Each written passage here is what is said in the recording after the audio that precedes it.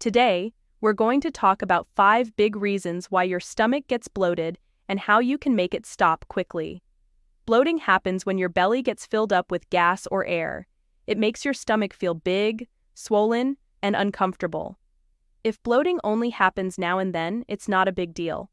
But if it's happening a lot, it might mean there's too much bacteria or yeast in your gut. Having a bloated stomach can cause problems with your digestion, allergies, and even serious stuff like cancer. Some common things that make bloating worse are eating junk, being stressed, taking certain medicines, and being around bad chemicals. By the end of this video, we'll tell you the best way to make bloating go away fast. To stop bloating for good, you need to find out what's causing it and fix that problem. Let's check out the 5 main reasons why people get bloated and what you can do about them.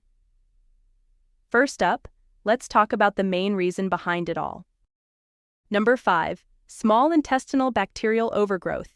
Normally, your small intestine doesn't have a lot of bacteria, but if there's an overgrowth of bacteria there, it's called small intestinal bacterial overgrowth, or SIBO. This can cause bloating, cramps, gas, diarrhea, and other digestive issues. Bad bacteria in the small intestine produce gases like methane and sulfur, which can make you feel bloated and uncomfortable. There are many things that can mess up the balance of bacteria in your gut, like taking antibiotics, steroids, or acid-blocking drugs, or having damage or blockages in your gut. A simple way to check for SIBO is by eating steamed broccoli and seeing how you feel over the next few hours. If you get bloated, gassy, or have other digestive problems, it might mean there are too many bacteria in your gut.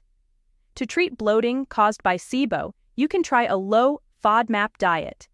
This means avoiding foods like wheat, lentils, beans, dairy, onions, garlic, artichokes, cabbage, and cauliflower, as they can make SIBO symptoms worse. Now, let's move on to the next big reason behind bloating. Number 4. Low stomach acid levels. Low stomach acid levels can be a reason for your bloated stomach. When your stomach doesn't have enough acid, food stays in there too long. This lets bad bacteria grow, causing problems like cramps, heartburn, and bloating. Having too much bad bacteria can damage your stomach lining, leading to ulcers or even stomach cancer. If you have low stomach acid, you might also feel tired a lot, have trouble with certain foods, or notice undigested food in your poop. What causes low stomach acid? It could be because of a bad diet, eating too fast, taking antibiotics, having an H. pylori infection, or being stressed out. To check if you have low stomach acid, you can try a simple test with baking soda. Mix a little baking soda with water and drink it on an empty stomach. If it takes a long time for you to burp afterward, it might mean your stomach isn't making enough acid.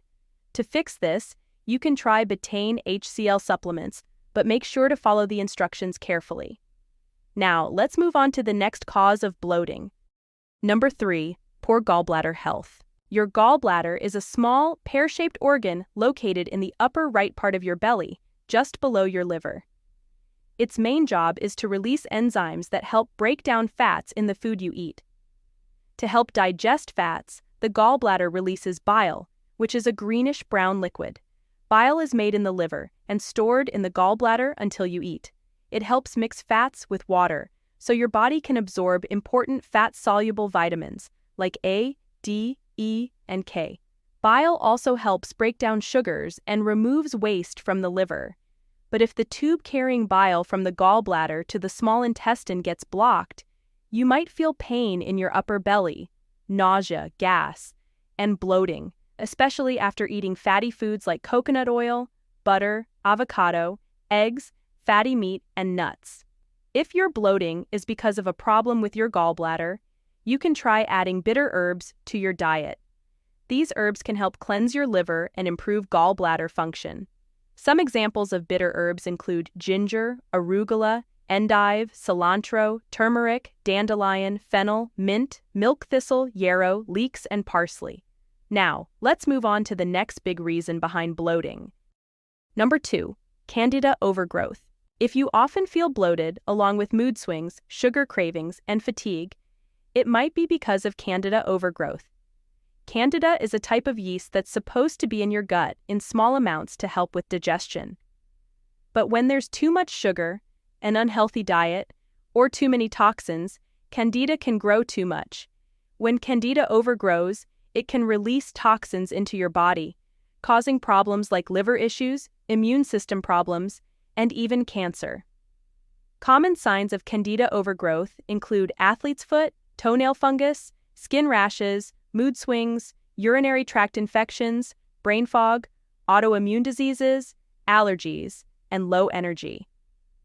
To stop bloating caused by Candida, you need to control the Candida population and repair your gut lining.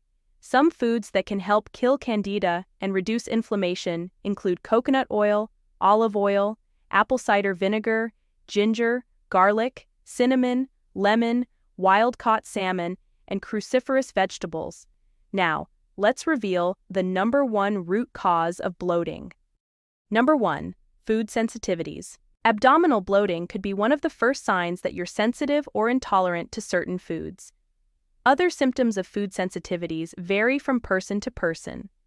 Keeping a food journal while trying an elimination diet can help you figure out what foods might be causing your bloating. Every time you eat foods that make you bloated, you're adding to inflammation in your gut, which can lead to skin issues and autoimmune diseases. Eating foods that cause inflammation can also mess up the balance of bacteria in your gut, like Candida, which can lead to leaky gut syndrome. To start an elimination diet and figure out what's causing your bloating, you'll want to cut out certain foods for 2 weeks.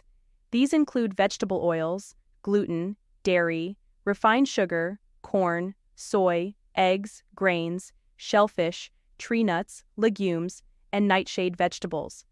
After 2 weeks, slowly add these foods back into your diet one at a time. Try each new food for a few days and see if you have any symptoms. If you do, stop eating that food.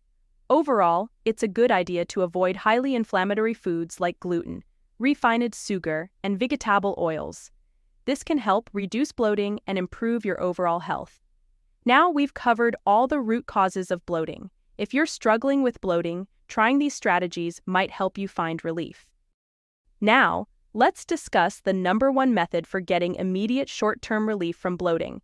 The best way to reduce gas and bloating is by using something called activated charcoal.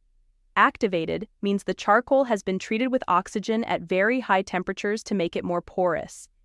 These extra spaces in the charcoal trap gas molecules, reducing the amount of gas that causes bloating. Activated charcoal also has the ability to lock away heavy metals, chemicals, and toxins in its tiny spaces, passing them quickly through the digestive system. This is why doctors often use activated charcoal in poisoning or drug overdose emergencies, to prevent the body from absorbing harmful substances. Studies have shown that activated charcoal can effectively reduce symptoms of stomach bloating, cramps, flatulence, and diarrhea. So, when should you take activated charcoal? It's best to take it on an empty stomach with a large glass of water, preferably 2 hours away from meals, supplements, and medications. This is because activated charcoal can also absorb nutrients, vitamins, and minerals from food. For gas and bloating relief, you can try taking 500 to 1,000 milligrams per day. However, be aware that there may be side effects such as a black tongue, black stools, and constipation. Also, remember that activated charcoal should be taken on an as-needed basis and is not a long-term solution. As always, it's important to note that this video is for educational purposes only and does not constitute medical advice. If you're experiencing severe or chronic bloating, it's best to consult with a healthcare professional. I hope you found this information helpful. If you interest this video, hit that like button. It not only supports our channel, but also helps others discover this crucial information. Don't forget to subscribe and turn on those post notifications to stay up to date with more exciting content, because we've got a whole lot more in store for you. See you in the next video.